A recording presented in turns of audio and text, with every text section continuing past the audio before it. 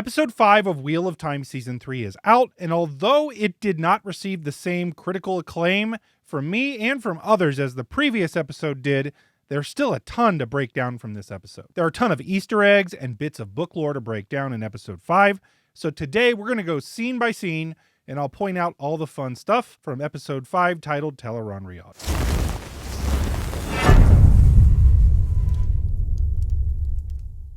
Now, before we dive straight into the episode, make sure to like the video and subscribe to the channel for more Wheel of Time content. That is what I make here on the channel. But we'll kick things off here in the episode with this shot of Moraine presumably somewhere out in the waste, on the way from Chandler to Cold Rock's Hold where they're heading, testing out the Sa'angreal that she snatched from Roidion in the previous episode. Now, if you're new to the story, a Sa'angreal is an object that greatly amplifies a channeler's ability to use the one power. A powerful Sa'angreal can make them up to 100 times or more powerful than they would have been alone. Now, in this case, what the show is calling the Sakarnan is merged with a Sa'angreal in the books called the Chodian Call, which was created during the Age of Legends to combat the Dark One and his forces. It was said to be the most powerful Sa'angreal that even could be created, and it was feared that it was so powerful it could literally destroy the world. But to put things in perspective, Moraine is far less powerful than somebody like Lanfear alone, but using a Sa'angreal like this, she would be perhaps more than 100 times more powerful than Lanfear, or even more if they are saying that it's as strong as the Chodian Call were. Now, I'm not sure if they're assigning that kind of power to Sakarnan in the show, as Moraine would not have been powerful enough to even use the Chodian Call successfully in the books, but in this scene, you can see her actually struggle to control the flows as it's way more power than she's used to having. Lan says afterwards that the feeling that she was feeling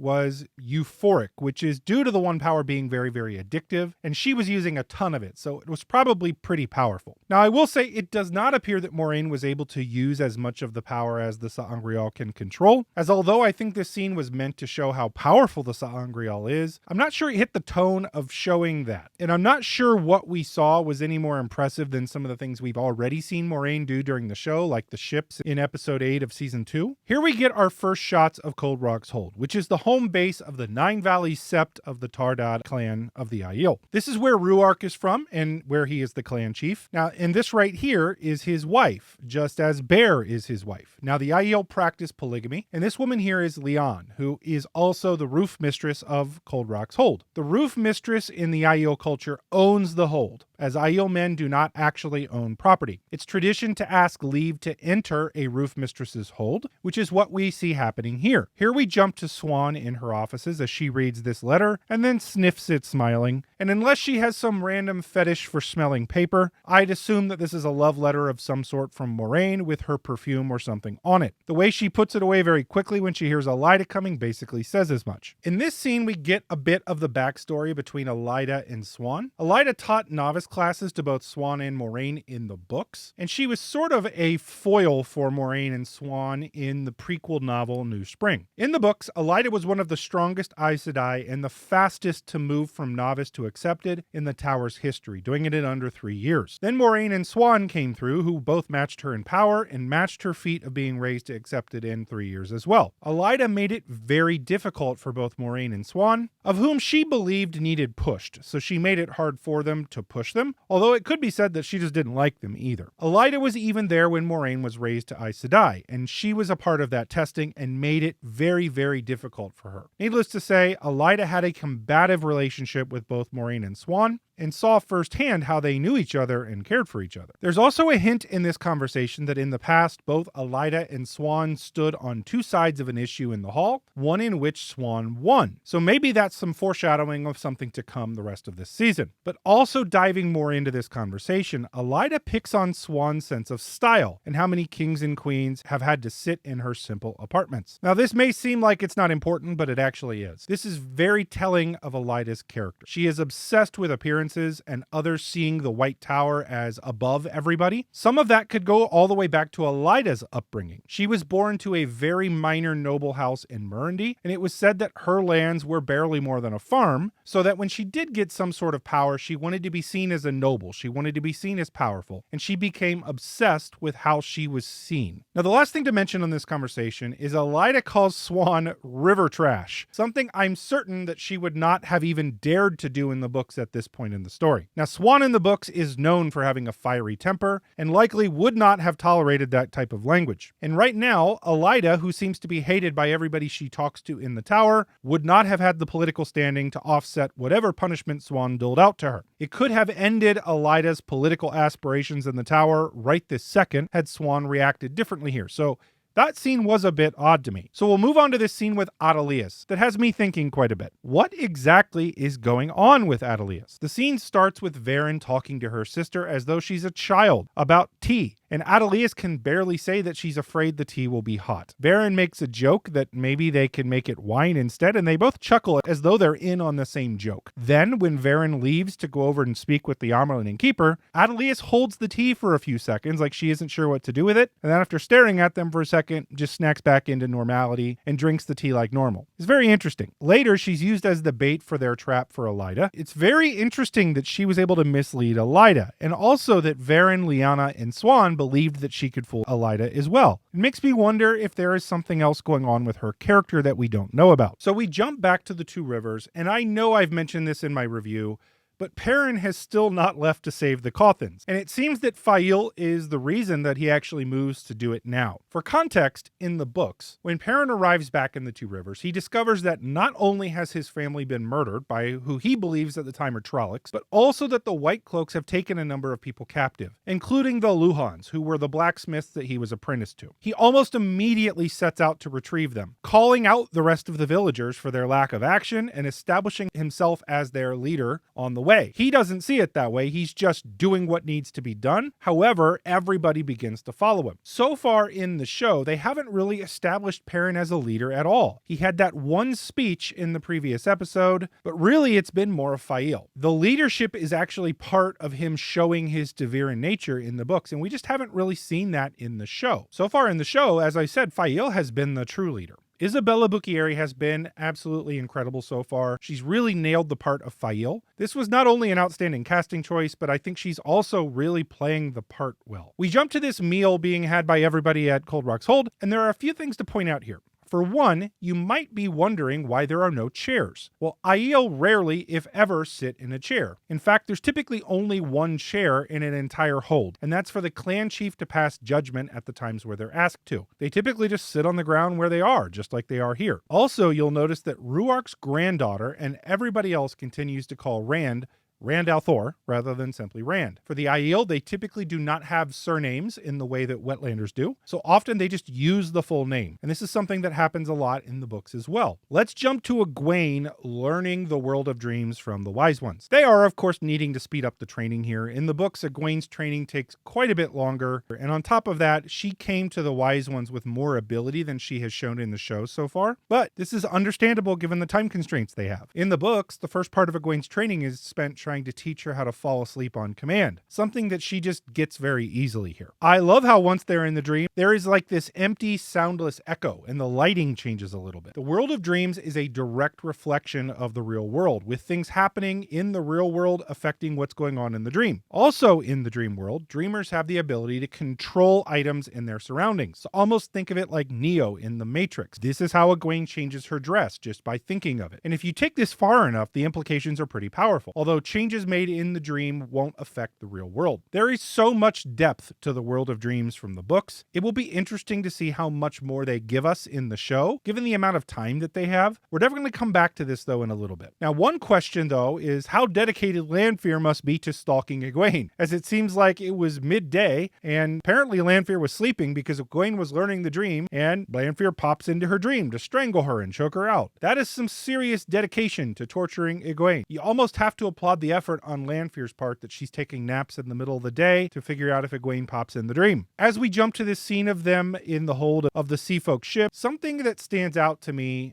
is the fighting between the group. May seem like a small thing. This happens in the books too, and it helps give some reality to those scenes in the books, because any group of people that are kept inside the same room or in the same vicinity for that many weeks, they're gonna fight. And of course, that's exactly what we see in the books and here on the show. I also love that Nynaeve is seasick, because of course she is. Another thing of note here is to give some context. Elaine mentions that Windbiter's Finger is what they're sailing past, which is a series of islands that protrudes off the southwestern coast of the Westlands. When she is astonished at how far they have traveled, there is a good reason. In 2 weeks, they have traveled 5,400 miles by boat, which is about 385 miles a day, and considering for a large part of that time they were on a river, they were seriously hauling ass. They do not have access to engines like we do, so they are moving. And of course, when we finally do go above deck, we see the sail mistress, who's the equivalent to the captain of the vessel, ask permission of the Windfinder for the Aes Sedai to remain on the deck, which she's a lower rank, so why did she ask? Well, as they explain, the Seafolk typically refuse passage to Aes Sedai because they do not want the Aes Sedai to know that their Windfinders can channel, and that's actually how they move their boats as fast as they do. They're worried, and rightfully so, that the Aes Sedai would try and take their channelers to learn in the tower, hence why the sail mistress asks the Windfinder if they can stay. As we move to the Two Rivers, we get a scene of the Whitecloak camp. They are here looking for Perrin and Faile because Dane Bornhald knows that he had a hand in his father's death, even after they bonded for a time in the previous season. Now, something that's missing from this season is the real motivations for the Whitecloaks being here, and it's something that makes the plot a little bit more convoluted, even if it isn't really a big deal in the scheme of things. In the books, Dane wasn't at Falme, so he believes Perrin had killed his father only from hearsay from Child Byar, and then Padan Fain, who then was manipulating the Whitecloaks. Then Padan Fain is who led them here. He wanted to cause enough damage that Rand would actually come back. Fain wanted to kill Rand. Fain knew that they would come if they heard how badly the villagers were being treated. Well, in the show, Dane has zero reason to believe that Perrin would be in the Two Rivers, considering they were in the exact same place at the end of last season. The idea that capturing the Cothans would bring Perrin to them is a huge leap. We haven't even heard yet the Whitecloaks' other reasons for coming to the Two Rivers, if there even are some. We also learn more from this conversation between Alanna and Maxim about why Alanna came to the Two Rivers. Alanna is looking for more channelers and an army, as she puts it, which is the exact same reason that her and Varen came to the Two Rivers in the books. This short scene between Lan and Melindra has quite a bit of lore built into it. As a refresher for those of you that read the books and some backstory for those of you that haven't, Lan is the uncrowned king of a former borderland kingdom that was overrun by the Shadow roughly 40 years prior to the start of the story. Of course, the name of that country was Malkier. Now, Lan was just a baby at the time, but he is the last remaining member of the Malkieri royal family. Melindra in the show is a Malkier survivor and was taken in by the Aiel when she was young. Now, there's a ton of backstory and history surrounding Malkier. If you'd like to know more,